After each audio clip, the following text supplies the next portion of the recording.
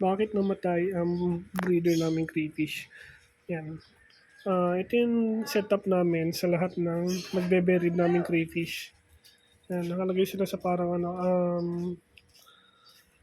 Tupperware, yung salad bowl, tapos dito lang namin pinapakawalan. Itong setup namin to, okay na okay to. Ulanin man o umaarawin, hindi sila namamatay. Basta as long as alaga sila sa malinis sa tubig at tamang dami ng pagkain. Ayun. Ngayon, nagtaka kami bakit namatay ito. Malinis kahit pa paano, bagong palit lang yung tubig niya. Yan. Isa to sa mga reason kung nakita namin reason kung bakit. Yan, dahil dyan. Ano kasi yan, kahapon kasi may by construction dito sa harap ng bahay. Parang gumagawa sila ng linya ng tubig. Then, sobrang ingay, lalo na yung grinder na pamputol nila ng mga semento. Tsaka yung jackhammer. Tapos, sobrang ingay at sobrang lakas ng vibrate ng lupa.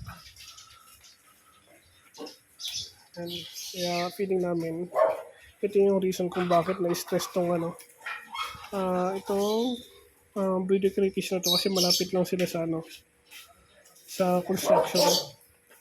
Yun, sayang.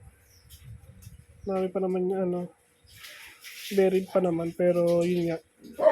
Ngayon lang namin nalaman na nai-stress din pala sila sa malalakas na tunog tsaka sa vibration ng lupa. Pero sa tingin talaga namin sa sobrang lakas ng tunog kasi sobrang ingay dito sa farm kahapon dahil doon sa construction nga. Ayan, sa construction ng linya ng tubig. Sayang. Sure na sure pa naman kami sa ganitong setup kasi yun nga, sa experience namin, matutukan man ng araw o ulanin,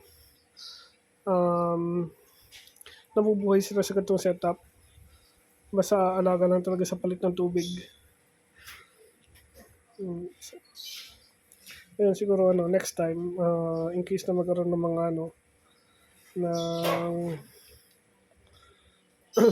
ng construction dito sa lugar namin, siguro kailangan namin sila ng condition or ilalayo namin sila sa malalakas na tunog para hindi sila may stress.